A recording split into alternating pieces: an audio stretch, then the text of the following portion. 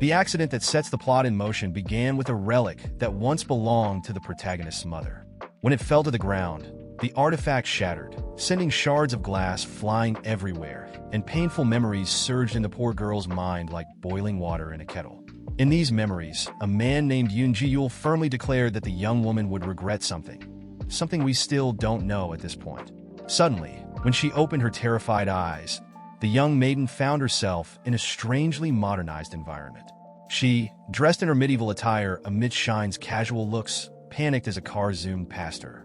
An old woman offered help to the frightened girl standing on the sidewalk, but the young woman refused any assistance, even though she was in a universe where she had no clue what anything around her meant.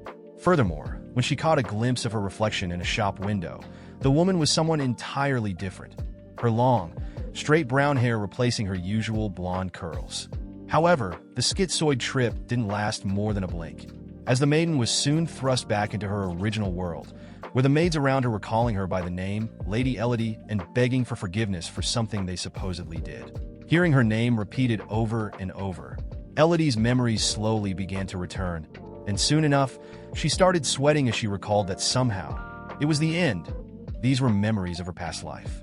Her name is Elodie Purdia, a typical noblewoman from the medieval Western world, though one fact sets her apart from other women of her social standing. Elodie is the illegitimate daughter of Duke Purdia.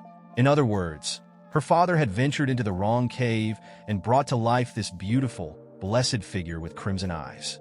Until then, Elodie had never experienced such strange and vivid visions. But when her mother's relic fell and shattered, she was immediately hurled into a distant memory from a past life.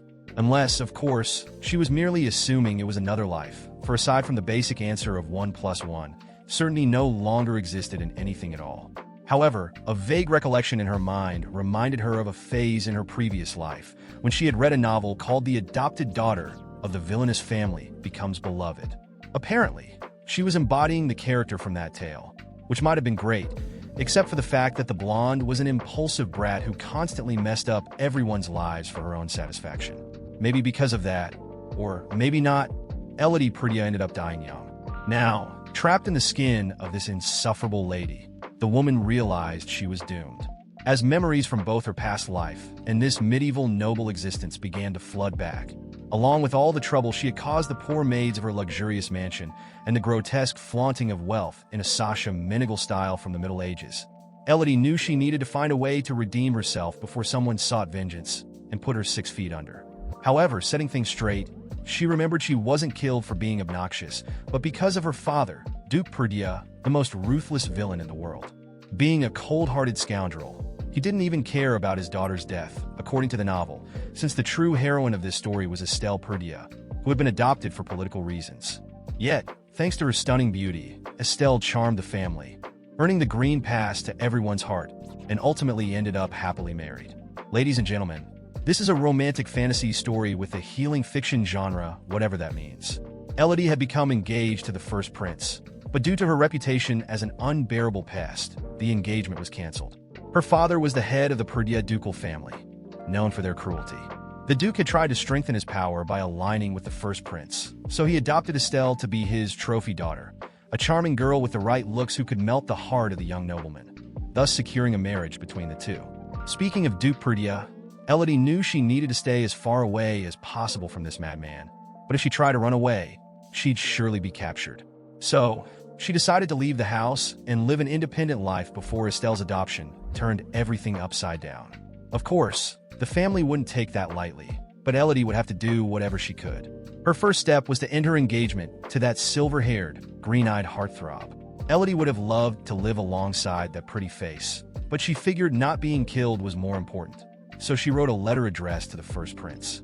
Without delay, the message reached the hands of Ademir Prezelwallen, affectionately called Ademir by all. He thought his beloved was sending a note about the emperor's birthday banquet they were planning.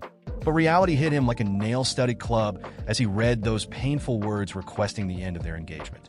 Unsure of how to react, Ademir thought someone was messing with him. Also, without delay, Elodie was summoned to face the one person she most wanted to avoid, Duke Purdia. His first words were, "There's a problem." Those words echoed like pins through the maiden's mind, her clenched backside locking up tighter than a Wi-Fi signal in a cave. Her mind raced, thinking of all the potential scoldings her father might unleash.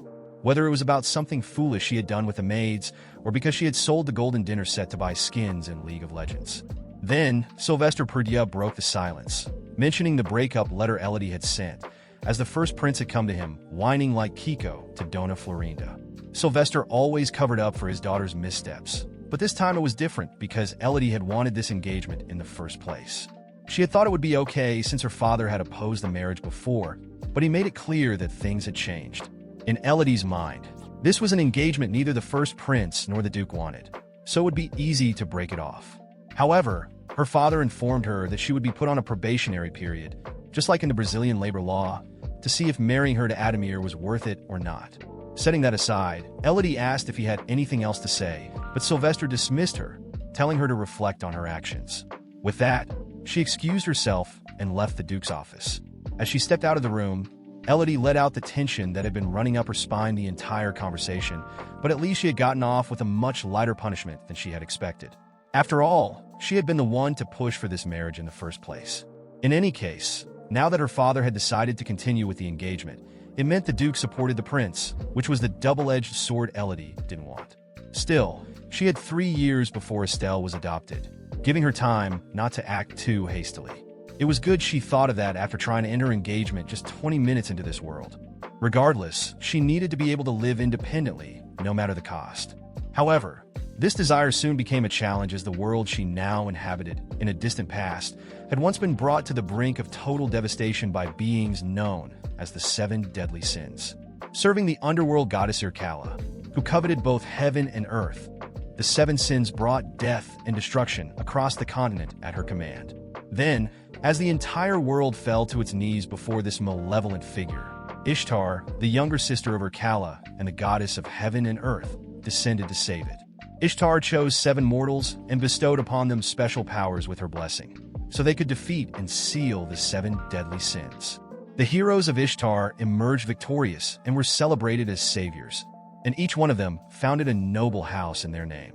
Thus, the legend of the foundation behind the Wallachia Empire was born. Today, only 5 of the 7 houses remain, including the Imperial House, and among them, the Perdue House is known as the guardian of the blessing of destruction. After that bit of backstory about the ceiling under which Elodie lives her plot, the girl was walking through the mansion's hallways when she ran into 2 people she had been expecting to bump into eventually, Yancey and Carl, her brothers. The taller one was the firstborn of the Duke and heir to the Perdue House, while Carlet was the second. Yancey asked about the engagement breakup, a fact Elodie confirmed with a big smile. Carl, on the other hand, suggested that she had been dumped by the prince, which infuriated the woman internally, though for some reason she responded by saying the boy wasn't wrong. The older brother wanted to know if their father had been too upset with her, but she happily reported that the man had gone easy on her with a punishment of staring at the wall for half an hour.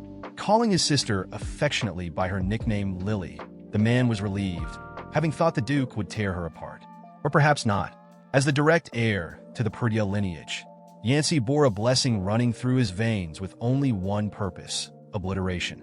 His power to erase the existence of things certainly frightened their enemies, but the greatest danger he posed was in his character. Despite his outward appearance of being a calm and good-natured man, Yancey Perdue hid behind that mask a cold and manipulative heart, with the sole aim of trampling over anyone who got in his way, as long as it benefited him. In other words, the man was the devil in disguise. Lily tried to resist his good guy charm, while Carl suggested his sister see a psychologist to fix her scrambled head. Furious, Elodie threatened to smack her brother with her own fist until Yancey reprimanded the younger sibling, reminding him that they should all honor their bloodline and care for their family, though Carl made sure to point out that Lily wasn't exactly blood of our blood. Glancing sideways at Lily, Yancey replied that Ishtar had not only given him one brother, but 2 beloved little ones to complete the family. Trying to maintain her role as the good sister, Lily froze inside at the coldness that exuded from the man's words, which were as fake as a $3 bill. So, to escape the situation, she excused herself, saying she needed to retreat to the annex. As she left, Carl commented that he almost threw up the steak and fries from lunch because his sister was acting even weirder than usual, an opinion his older brother agreed with, though he didn't know why exactly. As children, both brothers had manifested their blessings from Ishtar, passed down to all direct descendants of Valentia's founding houses, except for Elodie. Not having received any power, the logical explanation was that Perdia's blood didn't run through the veins of the adopted daughter. And although she was publicly known as the Duke's illegitimate daughter, she wasn't even that. Not a drop of pure lineage flowed in this hatchling. And Elodie knew very well that she needed to gain her independence before this secret was exposed, because if the truth came out, things would definitely heat up. Perhaps due to the immense pressure she was feeling, thinking there had to be a silver lining to this whole mess, the girl let out a little chuckle while standing alone in a corner of the garden, making the maids think she had a screw loose. In her frantic little mind, Lily wouldn't have known this without recovering her past life memories, but now she understood that one day she would receive the blessing from her biological parents. And it wasn't just any blessing. It was the blessing of purification, granted to the house of Duke Severus, a house that proudly bore the image of a stag on its crest. However, far from the heroic narrative this possibility could provide, the reality presented in the novel was of a young noblewoman who was discovered not to be a Perdia and thus condemned to become a memory. In every timeline, the wretched woman ended up dead for being the Duke's fake daughter.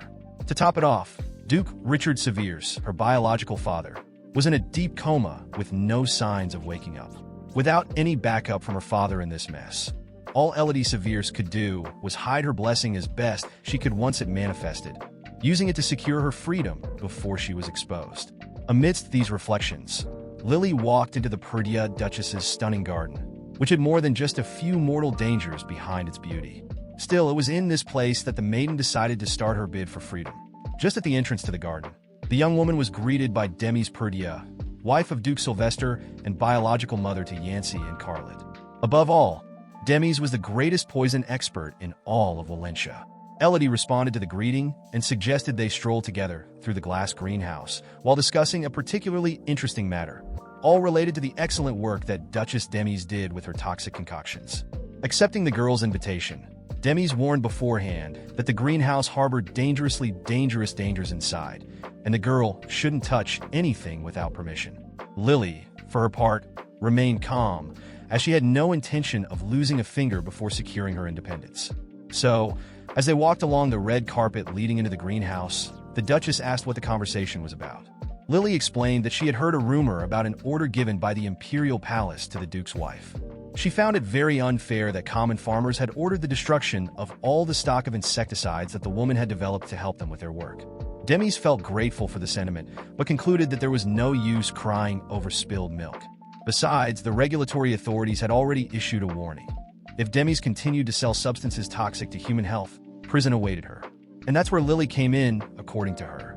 Faced with Demis's blank stare, the young lady handed over a vial containing a yellow substance, generating even more confusion in the Duchess's mind.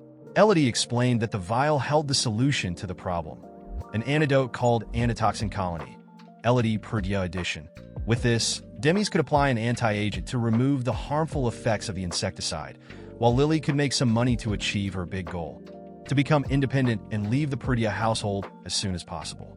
Initially skeptical, Demis asked if Elodie really believed what she was saying, as it seemed more like another one of her pranks. In response, Lily invited her to test the product, and if it didn't work, she would guarantee a refund. So, without further ado, Demis took the solution and asked the girl to come closer. When Lily did, Demis asked what she saw inside the vial. Lily was perplexed to see a wriggling worm, but Demis corrected her, saying it was a grub, the nasty little creature causing all the trouble. Not only did it tear through the soil, but it was as resistant as a cockroach and reproduced like a rabbit. With that, the Duchess wasted no time and poured poison into the container, suffocating the grub until it died dramatically. Then, she took Elodie's antidote and added it to see if the grub would come back to life under the influence of the insecticide. At that moment, Elodie felt her heart in her throat. Not because she doubted her product, but because watching it tested in front of her gave her a case of nerves, you know? So, she silently prayed for God to resurrect the worm, just like he had done with Jesus Christ. After all, like Jesus of Nazareth, humanity depended on this little worm, not to mention the small fortune Lily would make if everything went according to plan. She closed her eyes in reverence, and after a brief prayer, she opened them slowly, only to see the grub revive, stumbling around like her stepfather after arriving home on a Friday night when she was a kid. With that, Elodie celebrated, exclaiming that her antidote had worked wonders on that nasty poison. Since she had been the one to develop the insecticide, Demis gave her a hard stare, and Lily immediately turned her own embarrassed face away, trying not to catch a glimpse of her shame reflected in the Duchess's eyes. However, Demis wasn't actually angry, quite the opposite. She was impressed with what the girl had managed to create, whatever method she had used. In fact, she even commented that the girl had always been timid and fearful around her, but now things had changed. Still, the Duchess made it clear that such an antidote deserved a generous reward. Overjoyed, Elodie asked for one condition: that Demis sell the antidote in her own name, not in Elodie's. In exchange, she wanted to share the profits. Demis asked what kind of shady deal this was, hiding her name, and Lily explained that no one would ever believe she had developed the antidote. Moreover, she wasn't fond of drawing attention to herself, so she preferred to keep it low-key. In reality, this was the only way Elodie could disappear without a trace when the time came, but she couldn't even think of telling that to anyone, or she'd surely become a headline. So, Demis gave her a scrutinizing look to check if there was any catch in this deal, but eventually shrugged it off and agreed. After all, she had nothing to lose, except maybe her entire reputation if people found out she was falsely selling a product under her name when someone else had developed it. Now, she just needed to know one thing. How on earth had this girl created such a potion? Elodie explained that her blessing had manifested, and she now had the power to neutralize the harmful effects of poison. To be more precise, her blessing purified the poison rather than destroyed it. But Lily kept that little detail to herself. In the original novel, Elodie hatched a plan to poison Estelle, but in the end, she ended up drinking the poison herself and digging her own grave. However, her blessing prevented her from falling into that pit, allowing her to survive the ordeal. The biggest problem was that the revelation of her power had exposed to everyone that she wasn't a true Perdia. Demis, for her part, thought discovering the blessing was a reason to celebrate rather than keep it a secret. But Elodie made up an excuse, saying she didn't want to make the entire kingdom marvel at her talents and risk losing her cherished role as the subservient female in a cursed adoptive family. With that, Demis didn't need to worry, as Lily would do everything she could to maintain her anonymity and, consequently, the life of her dreams as a legitimate, original, and true daughter of the Duke of Perdia. With that, Demis agreed and dropped the matter, realizing it was the least she could do for her new business partner. However, the next day, Elodie woke up looking paler than a palm tree left in the sun for 13 days. One of the maids noticed how terrible she looked and commented that the poor girl was in worse shape than her Kala after visiting Madame Demis. With a voice as hoarse as a chain-smoking ant, Lily weakly called out to her maid, Martha, but didn't have the strength to continue speaking. Martha, tearfully scolding her mistress, lamented that she couldn't wander around that venomous death trap of a greenhouse, or her skin would end up looking like a rough plastered wall, and the only thing she was good for was being pretty. Moreover, Martha expressed concern for her mistress's health, because if she kicked the bucket, who would pay her salary? Elodie retorted that if Martha weren't the daughter of her former nanny, she would have fired the girl ages ago. And in case the maid was also worried about the madam, Lily made it clear that Demis was still as young and beautiful as ever. Martha didn't doubt that for a second, as the woman never seemed to age, to the point where she could be mistaken for Lily's sister. With that said, the noblewoman rose from her bed as if she had been resurrected, and her maid took the opportunity to inform her that a guest was waiting for her. Puzzled, Lily hadn't expected anyone to want to see her for any reason, something with which Martha, as her best friend, had to agree. Regardless, the guest couldn't wait, so Elodie had to pick up the pace. After all, they were talking about none other than His Royal Highness, the Crown Prince of Valencia. Upon hearing that, Elodie descended the stairs with the grace of an elephant under attack by a gang of hippos. Approaching the visitor, she apologized for keeping him waiting. The prince didn't seem to mind the madness of the young lady and asked her to join him for a conversation. But before the conversation could begin, Lily reiterated that her request to annul the engagement was legitimate. Then, after biting, she attempted to soothe the wound by apologizing for forcing the gentleman into marrying her, though she reminded him that he had initially refused. However, the man didn't take kindly to this slap of facts to his face, his brow darkening with fury, as he criticized the selfishness of the young lady, suggesting that her behavior wasn't befitting of Elodie Perdia. As far as he was concerned, it was more likely that Lily was possessed than that she was deliberately throwing the marriage down the drain.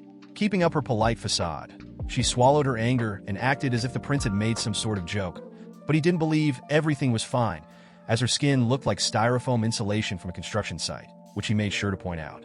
Despite feeling offended by everyone's comments on her poor skin condition, the girl couldn't express her frustration, as that would go against the etiquette expected of her. Furthermore, she brought up that her father was also opposed to the annulment of the marriage, and since she depended on those guys for everything, Elodie asked the prince to say something sensible to change the duke's mind, as he never listened to her. Before responding, Adamir wanted to know why she had requested the annulment out of the blue, so Elodie paused for a moment to take a breath and said she had fallen in love. The prince's perplexed expression remained unchanged as Lily added that, while it was difficult to admit, it would be dishonorable for her to marry a cucumber while thinking of a sweet potato. For this reason, she was convinced the annulment was the best course of action. However, rather than making the prince back down, her words only enraged him further, as he declared that he wouldn't back down from his promise so easily. The man simply couldn't accept the fact that his fiancée had fallen for another man, especially considering how she had once coveted the title of crown princess above all else. Once, she had even pretended that her affection for him was genuine. But now Adamir could see the wolf hiding behind the sheep's wool, the deceptive female standing right before him. Lily tried to say something to the young man, but he was lost in his dark thoughts, certain that her abrupt change in behavior was far too suspicious. With that, he concluded there was a hidden agenda and reiterated that he wouldn't break off the engagement out of spite. According to him, Elodie was throwing a tantrum to get his attention, and he would only agree to the annulment if they discussed the matter properly at a later time, not in the speed run of her erratic mind. Speaking of erratic, as she listened to his words, the girl was mentally dancing in circles, her complexion growing even paler than a Norwegian vampire. Putting that topic aside, Adamir suggested they discuss the preparations for his father's birthday banquet online through Google Meet, with the camera turned off, as he didn't want to look at the face of this ungrateful woman. In the midst of this conversation, the girl was already more gone than present. Although the prince thought she was faking weakness to elicit sympathy, the poor thing collapsed to the floor right there. Still, the man assumed it was all a ruse, and he almost kicked her to prove his point. But she wasn't responding to any of his calls. Getting closer and insisting on calling her name, he finally realized she was truly out of it, so he lifted her in his arms and shouted for help. Yet all he heard was the sound of silence, ignoring his panic calls, forcing him to lay her back down on the floor. Although Elodie was just the Duke's illegitimate daughter, it was cruel that no maid was there to offer assistance in such a dire moment. Even a man as selfish as Adamir could recognize that. Soon, with the Duke's daughter in his arms, Adamir set out in search of a guest room where he could lay her down, only to run into Martha, the maid who had always been by Elodie's side. With the servant's help, the prince finally carried his ex-future fiancée to a bed, and Martha casually remarked that this wasn't the first time the girl had blue-screened like this. Adamir was outraged to hear the maid speak so nonchalantly about her mistress's condition. At the same time, he examined Elodie and noticed a cut on one of her wrists. Reflecting on the grim reality, Elodie was confined to a guest bed with barely any servants to care for her, where her only companion was a psycho maid who seemed like one of those movie servants who kept their masters sick for sheer pleasure. Lastly, there was this cut on her wrist, which didn't seem like a good sign, though Adamir believed Elodie wasn't in mortal danger. Since earlier, during their conversation, the girl had been sweating, but Adamir had assumed she was just nervous in the presence of his imposing, gallant self. Now that he realized the girl had truly been in bad shape, the prince felt ashamed for having downplayed the condition of the one who should have been his future wife. Speaking of which, this event made him recognize that he hardly knew his betrothed, despite his arrogance making him believe everything he did was enough. Sometime later, Elodie awoke with a pounding headache, convinced that she had crashed due to the toxins left in her body from preparing the antidote. After all, when her blessing had manifested, Ellery discovered there were certain conditions for the effects of her power to be triggered. First of all, she had to ingest the poison and then apply her blessing to any ordinary water, creating a counteragent. Additionally, Lily had learned that if she was pressed for time, she could use her own blood instead. Actually, she had only intended to open a small cut to collect the blood, but her hand had slipped. Speaking of which, she didn't remember changing the bandages on her wrist, so she figured the doctor must have come while she was passed out, but then she recalled that the jerk had refused to treat children born out of wedlock, the moralistic scumbag. At that moment, Martha arrived with a teapot of hot water. Quite simply the worst thing on the face of the earth. If this maid wasn't trying to kill her mistress, I don't know what is. Additionally, she had brought powdered medicine instead of pills, just to add that delightful touch to the boiling water. As she took her medication, Elodie asked where Adamir had gone, and Martha replied that the crown prince had left as soon as the doctor had arrived. Not that Lily cared much, but she figured it must have looked bad to collapse right in front of her fiancé. By the way, the maid handed her a letter that the handsome prince had left for her to read upon waking, in which Adamir expressed his desire to have her company at his father's birthday banquet. Upon reading that, the sparkle in Lily's eyes quickly faded. Not even in her wettest nightmares had she imagined that, after requesting the annulment of their marriage, her fiancé would invite her to a bloody ball. To top it all off, she hadn't even thought about a dress for the occasion, since her plan had been to dump that clingy Adamir. However, Martha took charge, confidently stating that everything was under control, though her mistress didn't seem too pleased, as the banquet was the least of her worries. Elodie simply couldn't understand why the stubborn prince wouldn't accept being dumped, so Martha speculated that perhaps the man had finally fallen for her.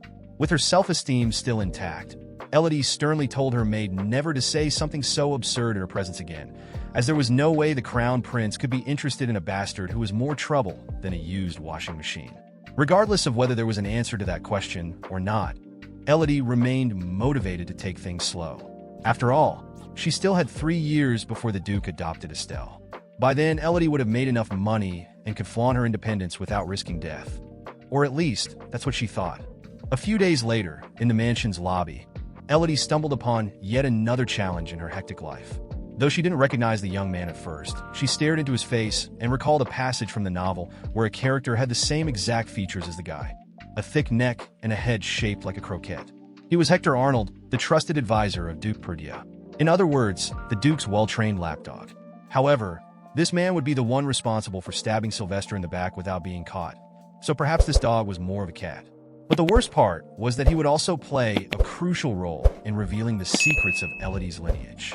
Returning to the schizophrenic narrative of how to find love as the unwanted adoptive daughter of an evil family, our heroine, Elodie, tries to poison poor Estelle, but her Cebolinha-level deadly plan goes down the drain when the genius drinks from the cup she herself poisoned, leaving the Sarah wine without poison for the girl she intended to send straight to hell. Fortunately, her newly awakened blessing acted as a stomach wash, so thorough that it saved Elodie's life and prevented her death, but it only swapped one tragic end for another. After all, her true identity was revealed as the legitimate daughter of Duke Perdia, and after this wacky racist-style criminal odyssey, Elodie finds herself humiliatingly humiliated by humiliating humiliations in this house of crazy people. However, even though you might have thought Elodie herself swapped the cup by mistake, I'd like you to apologize to our favorite protagonist now, because one of the most suspicious suspects of the narrative is right before our innocent eyes. Hector Harold, with his cynical and falsely helpful expression, asks Elodie if she needs any help. The hard truth is that this human coxswain betrayed House Perdia to favor the second prince, because Duke Perdia supported the crown prince. According to Elodie, Hector decided to swap the poison to break the alliance between the crown prince and House Perdia, but a more urgent question occupies her mind as she reflects on this. How long has Hector been the second prince's errand boy? There are still 3 years until his betrayal is fully revealed, and the damsel wonders if there's any trace of honesty in this disgusting man's words. Observing the coxswain's face closely, Elodie could see the true wolf in sheep's clothing before her, a hyena's grin behind this wagging puppy, a dry and overbaked cheese and ham roll from the bus station hidden behind this allegedly caterpillar-filled fried coxswain. Nevertheless, Elodie is humble and doesn't possess Metaferando's abilities, so she assumes it's impossible to read someone's heart. Be that as it may, so far, she hasn't given the bastard any reason to kill her in this life, so there's no need to distrust him at the moment. Besides, Elodie has no plans to Vascar Estelle, so she tries to keep her routine on the down low without drawing too much attention. So, she casually replies to the man, saying she's just taking an innocent stroll with no intent to brutally murder anyone through poison. After all, even though she's grounded, no one said she should stay only in her little princess room, especially since she lost her way back there ages ago and has been wandering aimlessly between the kitchen and the bathroom on the 36th floor for 3 weeks now. For his part, Hector agrees that the young lady's father wouldn't limit her to her little room, so he sees no problem with her endless wandering. Inside, all Elodie can think is that she will have left this snake's nest long before Hector Harold starts carrying out his schemes, and whether the guy is already a traitor or not, she doesn't care. Still, How could Elodie sleep soundly knowing that such a methodical and backstabbing fellow roams the vast halls of this mansion? With that in mind, the girl forgets she's in the middle of a conversation and assumes a reflective posture, lost inside her limited little head, making the man before her believe the rumors that Lady Elodie Purdia is absolutely out of her mind. Thinking to herself, she figures it would be a good idea to test this fool with a small trap. So she pretends to trust the man and confesses she's worried her father is furious with her and asks for advice on how to go back to being daddy's little girl. Hector asks what she could have done to piss His Excellency off, and she explains she requested the annulment of her engagement because she's madly in love with the second prince's naked body. Caught off guard, Hector starts sweating, as the Duke's daughter just confessed her love for her father's political enemy. With this strategy, Elodie hopes to find out if Hector is already connected to the second prince, because if he is, the prince will soon hear this juicy gossip. In culinary terms, this is the enemy's chance to savor a delicious intrigue using the noble girl's flesh, though Elodie has poison running through her veins. After making this false confession, she begs the guy not to snitch on her, and he promises his lips are sealed forever. As for the advice on not making her father even angrier, he suggests the girl stop leaving streaked panties in the bathroom and refrain from doing anything else that might make the old man want to rip her a new one with his bare hands. With that, Elodie thanks him for the wise counsel, while inwardly hoping the fish has bitten the bait. Shortly after, still keeping with the fish metaphor, Elodie discovers that the time to reel in that fish came much sooner than she could have imagined. One day, with the help of her loyal Martha, Elodie dresses up like a true princess and asks her maid if the result was satisfactory. Without hesitation, Martha cries, saying her mistress will be the most beautiful lady at the ball. Even though she's grounded, Elodie is obliged to attend House Purdia's official events as a family member, so she's getting ready for today's birthday banquet in honor of the emperor. Flaunting her envy-inducing outfit, the lady heads to the carriage that will take her to the awaited event. And while waiting for her escort there, standing in front of the carriage, was the bitter and resentful Adamir, the first prince of the Wallachia Empire, whom glorious Elodie had ditched. Activating falchion mode, the girl says it's an honor to accompany His Highness on this trip, but the man can't shake his grumpy face, even though he tries to maintain a minimum of dignity. For a moment, Elodie thinks Adamir is waiting for an apology for her fainting in front of him, but she lets it slide for now. The prince offers his hand to help his future ex-fiancée into the vehicle, and despite everything, the girl finds it a very kind gesture from the young man and responds by offering her hand. Being honest with herself, she hopes this banquet will be smooth as a cricket, so it doesn't turn into a mess for her later. The plan is to go with the flow and let it ride. Upon arrival, the nobility was doing what they do best at the palace, being noble for no reason. Suddenly, the bombastic duo that no one knows whether to call a couple arrives. Without even letting out a little fart in the mansion, the first thing Adamir says to the woman is that he needs to step away for a courtesy meeting, then wonders why the girl dumped him. Not that Elodie would complain about this opportunity to be alone, as it will allow her to put her plan into action. Wasting no time, she disappears from the ballroom and meets with a mysterious man who will leave us flabbergasted when his identity is revealed.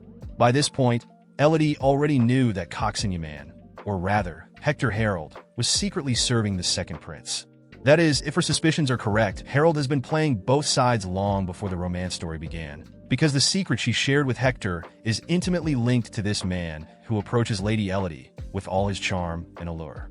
Nearby, in the so-called meeting, a mustached subordinate was trying to communicate with His Highness Adamir about the boring matters they needed to resolve, but the prince's attention was focused elsewhere.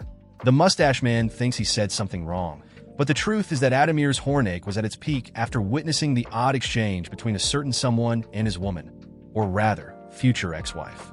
To his surprise, Elodie was chatting it up with a guy named Beltran, wearing the loosest smile this side of expired twine. Who would have thought that after all that drama where the young lady displayed feelings for another man besides Adamir, the scoundrel this brat has been madly in love with is that very bastard? In Adamir's humble opinion, Elodie must be crazy if she fell for Beltran. Leaving the man with a vast mustache talking to himself, the prince heads toward that shamelessness to get some answers.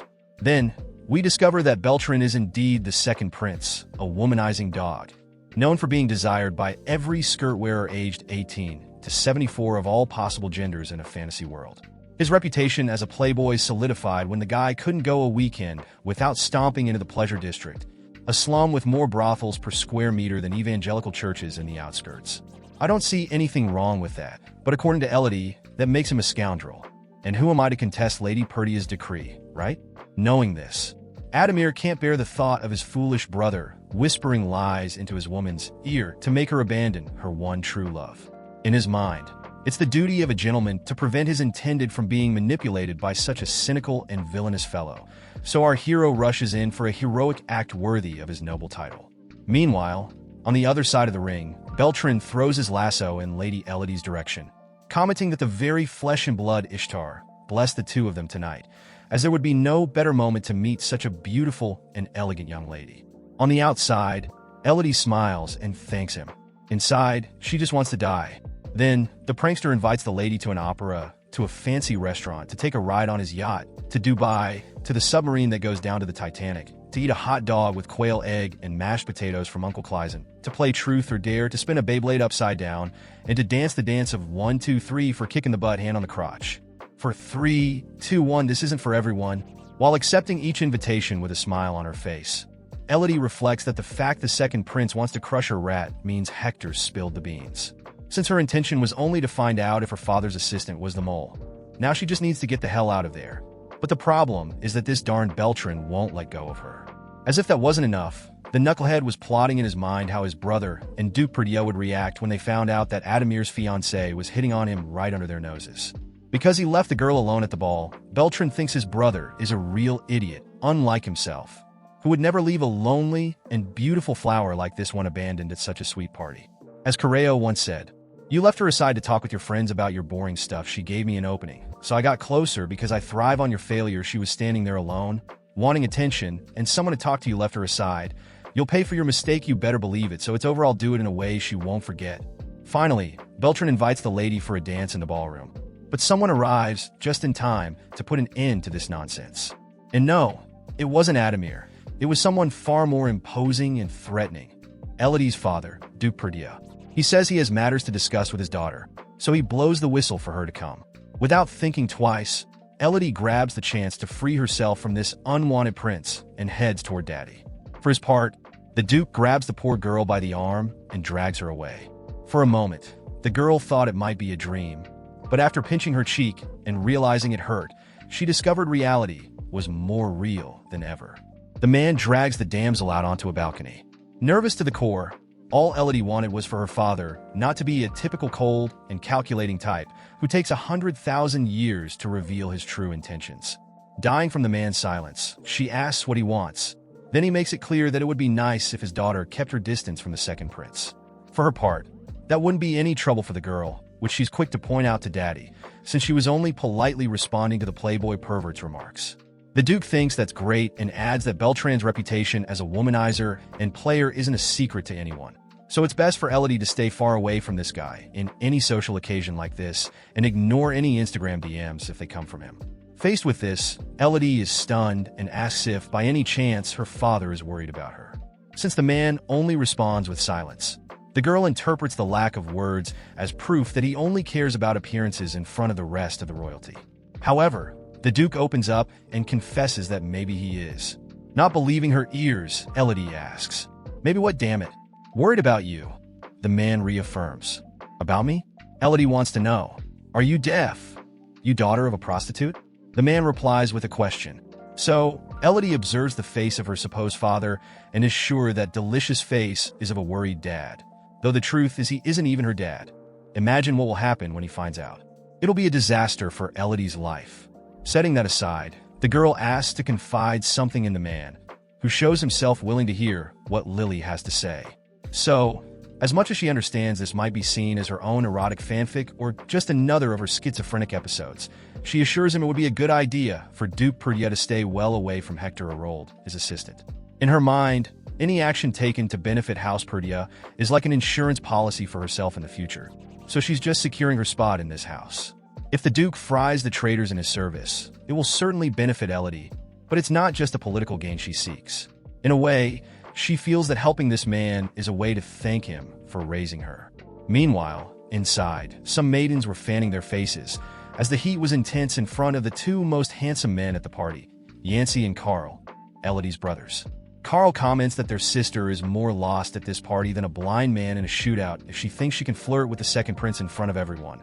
But the elder brother believes it was Beltran who hit on the woman, not the other way around. Still, Carl is convinced that their sister is missing a screw and argues that Lily shouldn't be left loose at these high society events, as she clearly needs a doctor to check that deficient noggin. This speech makes Yancey lose his cool and melt part of the glass he was holding as he accidentally activates his blessing. According to him, it's stress. Because of that, he suggests the redhead keeps his complaints to himself before things get really heated. After all, it would be a shame if Yancey erased something else from existence. Returning to the ballroom, Elodie felt light after being saved by the Duke, something she definitely didn't expect to happen.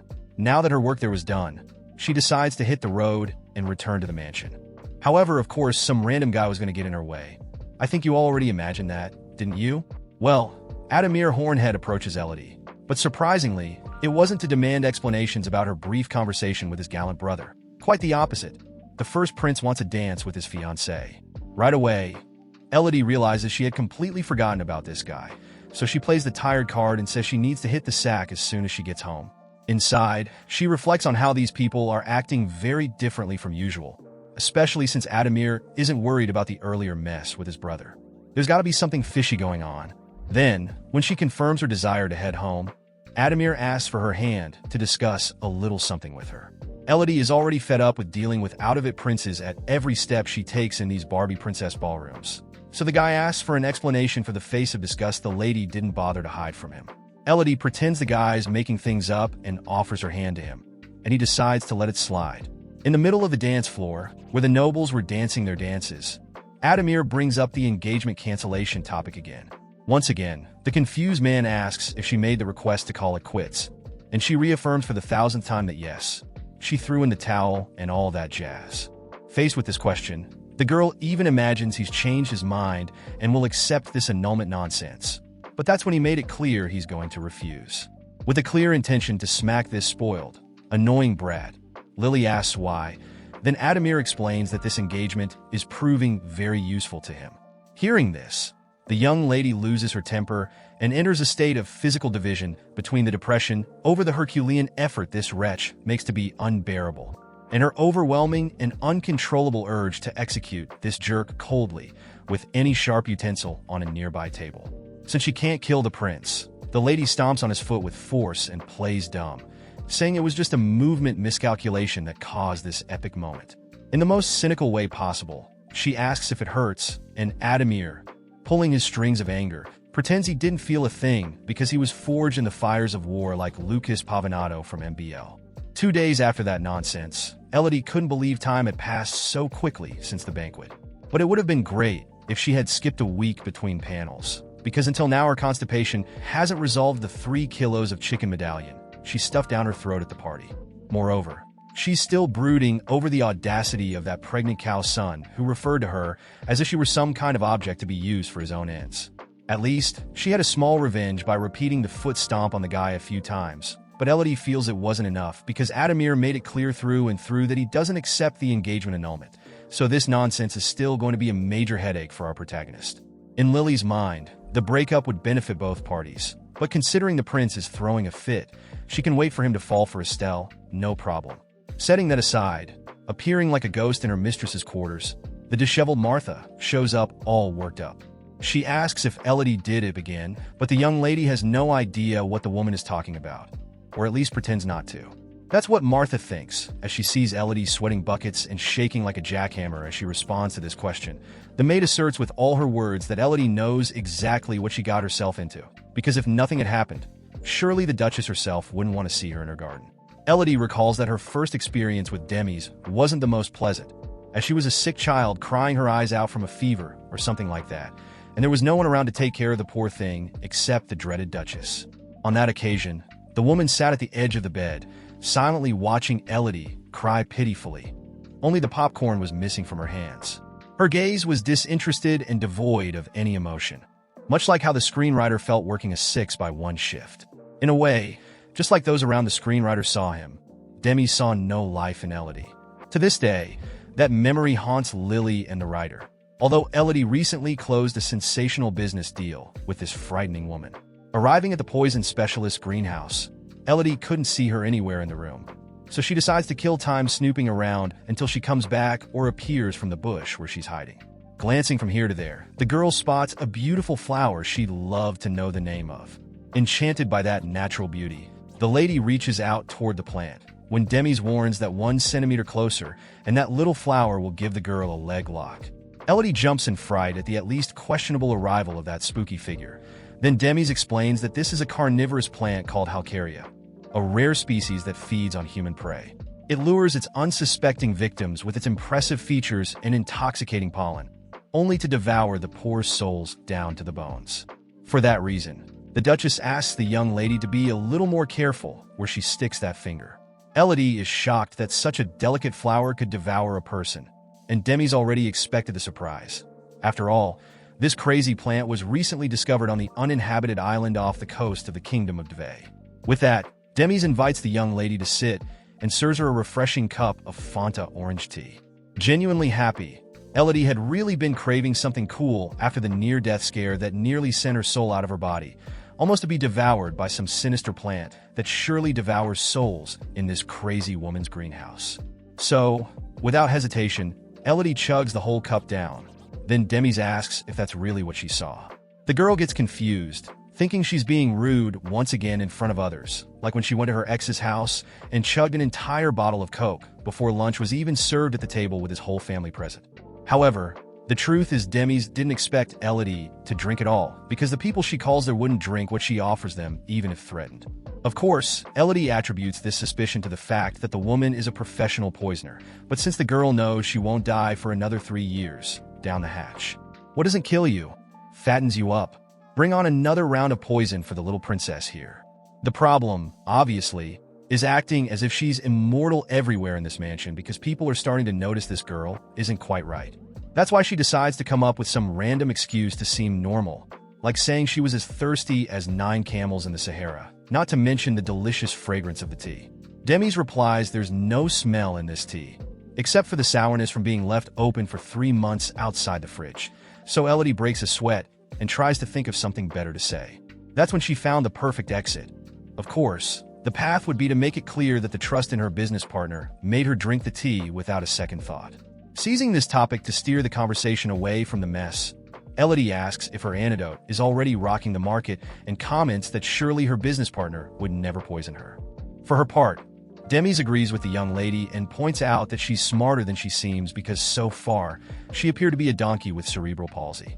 However, Demis assumes a sinister expression and questions how that would be a good reason to assume Elodie is safe from her poison. However, then she stops fooling around and confesses she didn't poison the tea at all, she just wanted to mess with the girl's life for no reason. Still, Demis thinks Elodie could adopt a more cautious posture, though she's happy that she's the first guest to try one of her Fanta orange teas with a Fijota seasoning. If she wanted to hire Elodie for Vasco, Demis wouldn't have been so brazen as to tamper with the tea while the two were sitting face to face. If she were that reckless, she surely wouldn't have gotten very far in this business. Moreover, Demis states that she could find much more creative, sordid, macabre, psychotic, and cruel ways to kill someone. At that, Elodie lets out a delicate fart. Then, Demis shares that the antidote sale license was approved and the entire initial stock is already on the market in exchange for an advance payment. Though it's little since it's just starting, Demis tells Elodie that her share of the cash is already in the bag, so she sends a maid to bring a mini chest with little wheels. Inside the chest, the shiny gold was deliciously gleaming. Afterward, Demis asks how long it would take Elodie to produce another batch of antidote and whether she would accept an offer for the recipe. However, Elodie sees the recipe as a trade secret. In other words, she doesn't want any son of a witch messing with her golden goose. Accepting that with no fuss, the Duchess mentions that she has a selection of deadly toxins that also need counteragents and asks if the young lady can produce them for these as well. Elodie replies yes, but the stronger the poison, the longer it takes to create an antidote. Being honest with herself, Elodie would rather not have to deal with such heavy substances because finding a solution for them would be an extremely painful process. After all, to purify this stuff, she first has to drink it with lime and sugar in a cocktail she's dubbed Caponino, the Caparino of poison. The most complicated part is that, even with her blessing, the poor girl still suffers the excruciating effects of the substance. Returning to the conversation, The supposed daughter of the Duke once again asks that the deal between them remain a secret because she doesn't want her name being passed around. Then, boy, Demis gets mad and questions why this girl sees her as a snake, a two-faced traitor ready to break her promise. Knowing better than to poke this hornet's nest with a short stick, Elodie begs for mercy and tries to justify that it's not quite like that, while the Duchess assures her she won't blab and everything is in order. After all, aren't they business partners? Well, they are, right? They're business partners. That's what Elodie thinks too. Partners, BFFs, through thick and thin, to infinity and beyond. However, just hearing the word we, the girl already feels weird because being a Perdia only in name, without actually belonging to the royal family's bloodline, Elodie feels out of place. Later, after this meeting, the most poisoned protagonist in manga history wanders through the endless halls in search of the nearest bathroom in the mansion, as it's been 3 weeks since she's found one. And the fart she let out in front of the terrifying Demis Perdia is a concrete sign that the toilet will become a throne and Elodie will be crowned as soon as she finds one. However, in the midst of her journey, she hears a voice ordering someone to be thrown into the cells. Outside, Duke Perdia and his soldiers had their hands around Hector Harold's neck in the backyard. Tied up, Hector swears he's done nothing but serve the Perdia family with his utmost loyalty. But the Duke responds that there is concrete proof of his assistant's betrayal, that he's been secretly working for the second prince. Hector argues that it's a lie from Beltran, that this fake prince is just trying to sow discord among his political rivals. Amused by the scene, Elodie puts on her 3D glasses and grabs some popcorn to watch the show. So, even as the man swore his innocence, the Duke brings his blade closer to the criminal's face, causing his terror and uncontrolled sobbing from the inevitable feeling that his life is about to end. Then, Hector begs to be spared and for mercy from the Duke. At that point, Elodie loses some of the fun, realizing that things are about to get messy. And even though she knows that Guy is a worm, she has no interest in seeing that Coxinya's head rolling toward her. In a way, Elodie interprets this scene as a dark omen for her own future, so she turns to leave the show and get out of there as fast as possible. However, of course, the Duke calls out her name at the crucial moment. Who would have thought, right? With her but clenched, the girl asks what her lovely daddy wants, and the Duke questions why she's so shocked, suggesting that someone might suspect she's guilty of something. At that moment, it wasn't sweat trickling down the girl's face. Someone had dumped a bucket of water over her head. There's no other explanation. Without thinking clearly, she replies that she hasn't done anything wrong. At least, not yet. The Duke asks what kind of twisted talk is that about not yet. So the girl gets even more nervous and swears by her dead mother behind the door that she will never do anything illegal in this godforsaken place. With that, Duke Perdia tells her to calm down and calls his daughter closer. Shaking with fear, Elodie obeys and follows her father. She thought he was going to drag her to his office to give her a spanking, but it was the Duke's room for some reason, and this reason completely escaped our brave damsel's understanding. Soon, the Duke takes off his coat and asks the girl to sit. Out of love for her life, Elodie doesn't refuse the invitation, so Perdia asks how she knew about Hector Harold's betrayal. The daughter tells the story from the beginning when she supposedly ran into the man by chance in the mansion's corridor before the Emperor's birthday banquet. This is a half-truth, but Elodie feels safe sticking to this version for now, as she doesn't want her pretend father to know everything. So, she tells him that his assistant mixed things up in a conversation with her and mistakenly interpreted that Lady Elodie was madly in love with the most desired man in the universe, the second Prince Beltran, also known as Gap Splitter. Upon hearing that name, Perdia loses his cool and turns into a psycho demon about to commit a crime he would never need to regret, as not only is he powerful enough to get away with it, but he doesn't have feelings to begin with. Elodie keeps the lie going and insists that the guy got everything wrong, that he's got crap in his brain for thinking such an absurd thing, and that she would never have any kind of attraction to that tuxedo-wearing cockroach known as the Second Prince. However, since she couldn't correct Hector's misunderstanding about this matter, that's why Beltran approached her at the banquet, wanting Elodie as his dessert. Thinking something was fishy with this story, the innocent damsel figured it was best to warn her father. By this point, the guy was already smashing wood, concrete, ceramic, everything in sight was being crushed under his hands. Suddenly, he calms down out of nowhere to return to his cold and calculating demeanor and accepts the explanation just fine. Then he says he's going to exterminate all these damned traitorous insects crawling with their disgusting little legs in his clean and fragrant residence. So he orders Elodie not to leave the annex until the situation is resolved. Even though she leads a double life, what could Elodie do but agree? Thus, the Duke confesses that he's not too proud to recognize his daughter as a key player in exposing the snitch, so he's willing to grant her a reward, though there's a limit of 20 reis because her father spent all his money this month on a sick chandelier for the 36th floor living room. For her part, Elodie wasn't interested in material goods. In her heart, she deeply wished Duke Perdia would promise not to kill her under any circumstances, but since she can't just blurt that out, she's satisfied to ask for her freedom back. Perdia questions if that's all she can think of, and she takes the opportunity to confirm, making an innocent puppy face. Thus, the nobleman allows his daughter to return to her double life, as usual. Inside, the girl was all joy, jumping up and down, but the man warns there's a condition, so the girl immediately loses most of the excitement, bracing for what's to come.